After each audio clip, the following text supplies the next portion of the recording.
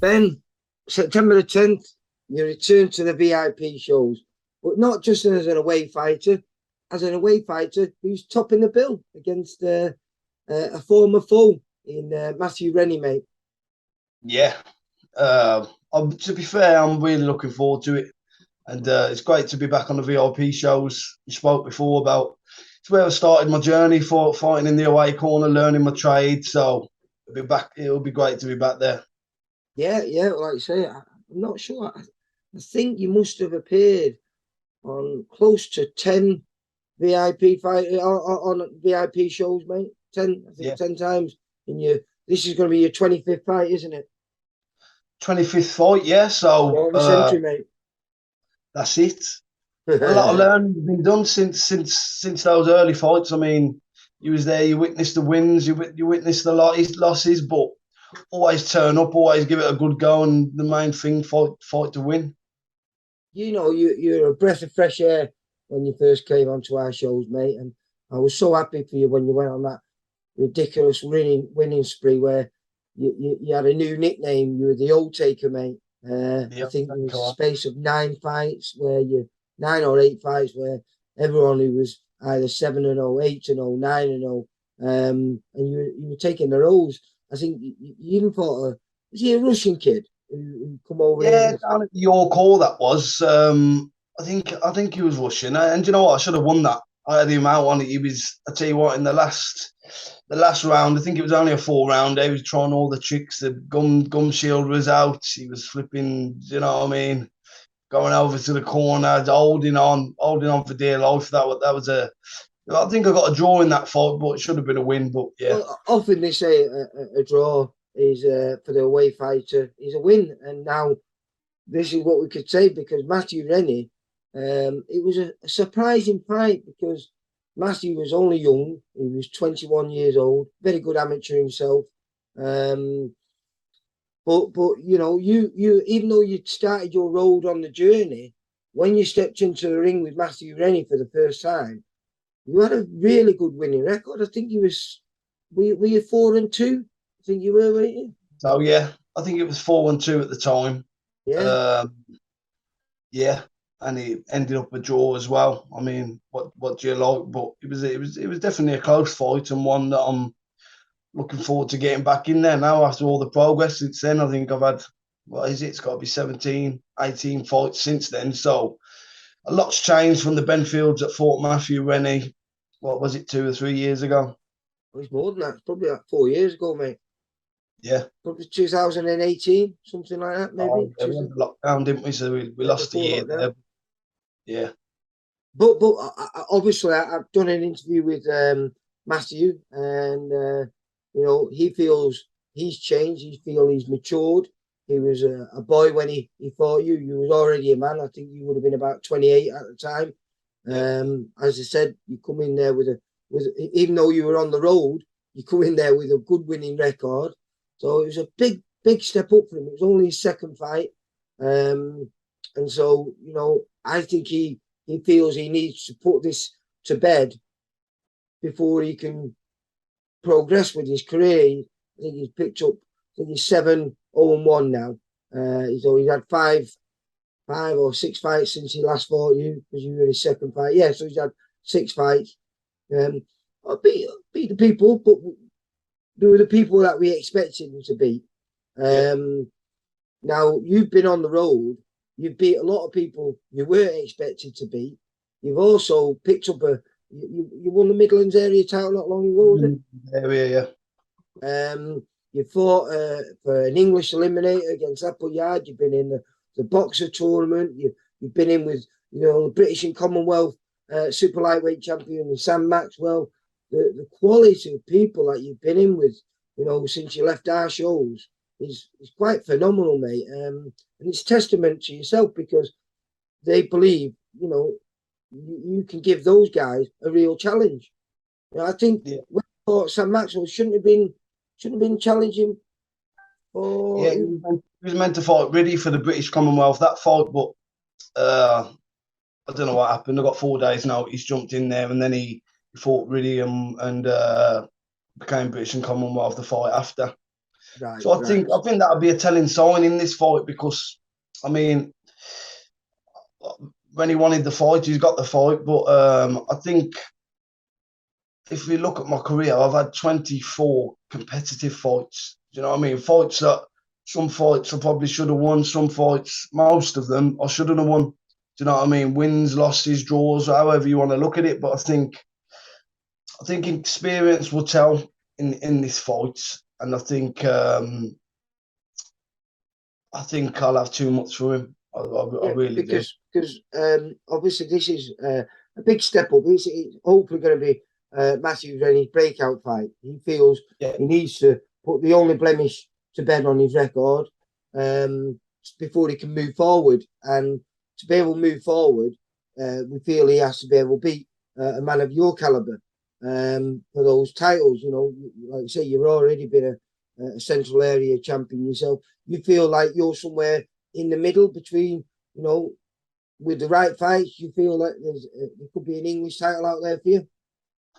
well, I think so. I think some fights have been short notice. Do you know what I mean? And I've never come out of a fight thinking, flipping heck, I've got a paste in there. Do you know what I mean? I've always been in the fight, whether it's from round 1 to 10 to 8, wherever it was, I've always been in the fight. And like you say, some quality opposition, Casey Benjamin, now looking at British for the light welter, Sam Maxwell, do you know what I mean? Done the British Commonwealth, Yeah, but yeah, IBL Worlds, Appleyard, yeah, who's another great fighter, 10 rounds with him. So there's been a lot of learning, and I think since the last fight with Rennie, he's going to be fighting a totally different fighter in Benfield. Do you know what I mean? And whether well, I'll be obviously, fighting, yeah, he feels you're going to be fighting a different fight. Like I said before, he was a boy then. He feels like he's matured. He's a man. This is his like hopefully coming out party. He believes you know to beat you, then he can go on to the next level. But do you yeah. feel the main difference is this is going to be Mathew Rennie's first 8 rounder? Um, and you've prepared for 10 rounders now, you know, on numerous occasions, and Yeah. you've done them. Do you feel that's going to be a major player in or major factor in you getting a result? Well, I think he'll have done the rounds. Do you know what I mean? We all do sparring in the gym, 12 rounds, 15 rounds, whatever it is. So he will have a certain level of self belief, but I think self belief it's one of those musts in boxing. And I watched your interview with him, and I still think I mean I've got that confidence being in with the lads that we've just mentioned. I know I can do the rounds, and I know I can perform. I think he will be still have that little creeping little bit of doubt in his mind, as we all have had at times, and thinking, do you know what, first 8 rounder, do you know what I mean? And I think he knows he's got the skills. Do you know what I mean? But does he know that? Does he know that he can do the 8 rounds at the pace that I'm going to try and set? And yeah, and will the skills be able to beat the fighter, beat the pressure fighter?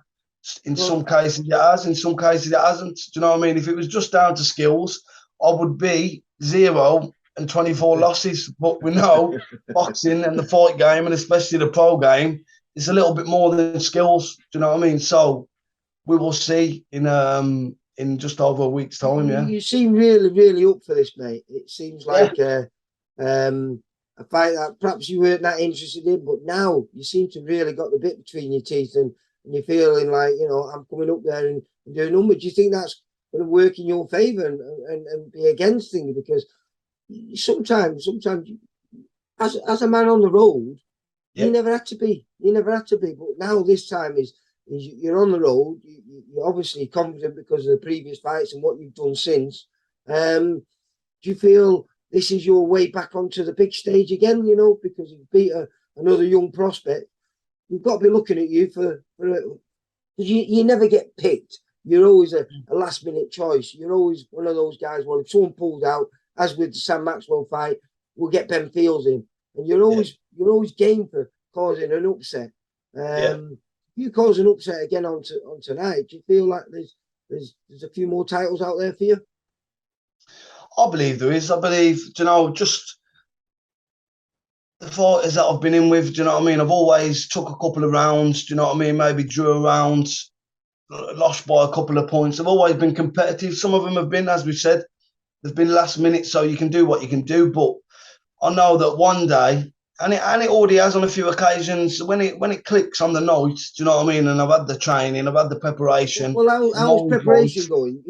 How's sparring been going? How's everything? Is it all falling? Because you've had plenty of preparation. Plenty Yeah, of time and notice for this fight. yeah, So yeah, yeah. are we going to see the best Ben Fields we've ever seen on a VIP show? I think so, yeah. By far, by far. You've got. I was learning my trade last time. Do you know what I mean? I was just Yeah. sort of rolling with the punches, seeing what I could do. Some days it paid off, some days it didn't. As you say, that little winning streak. But I think you learn, don't you? The longer you're in the game, the amount of fights you've had, the experiences you've been through, you Can't buy can't it, deny can the you? value of learning and that experience. And I think you'll see on fight night that maybe it's a fight that he could have avoided if he'd have boxed clever. Well, listen, I take that off to Mathew Rennie. As you said, it's not a fight he particularly needs. It's a fight he feels he wants because he wants Yep. to put it to bed so he can progress his career. But what's good about this is not only this fantastic top of the bill between you and Mathew Rennie. We've got Yep. another great rematch on there between Owen Kirk and a kid called Jake Bray, which was a fantastic first fight. But we've also got the Tyson Fury clan down there. You're going to be boxing in front of boxing royalty makers, I believe. John Fury, Tommy Fury, Tyson Fury. They're all going to be down there cheering their brother on. Yeah, most definitely. But that just, yeah. I Icing on mean, the top, cherry on the top of the cake, did it, mate? cherry on the top of the cake and to be top of the bill. Do you know what I mean? It's no shit. These are the sort of nights you get into boxing for. Do you know what I mean? And totally, training's gone well. Do you know what I mean? I'm mentally ready for the fight. When you get 4 days notice, you can't really get mentally ready for a fight. Do you know what I mean? But now I've had decent 4 or 5 weeks for this. It's been talked about before that, but I don't think the date was set. And yeah, we've been training, and from round 1 to round 8, when I've had a training camp, I can be a bit of a problem. And you get the luxury of a day before weigh-in. Yeah, day before. I think we've said 10-7, so that's easy weight for me to make. And yeah, we'll see how we do on the night. Well, listen, I am really looking forward to it. Like I say, obviously I'm Team VIP. That's who I work for. Yeah, But you're like a VIP fighter. Like you said, you fought half your career on our shows, and I just think it's brilliant how you turn things round, and now you come back to the VIP shows. yeah. But topping the bill, mate. You were just a little bit player, a journeyman, and now you're no longer that. You're a dangerman. You're a dangerman and a former champion yourself.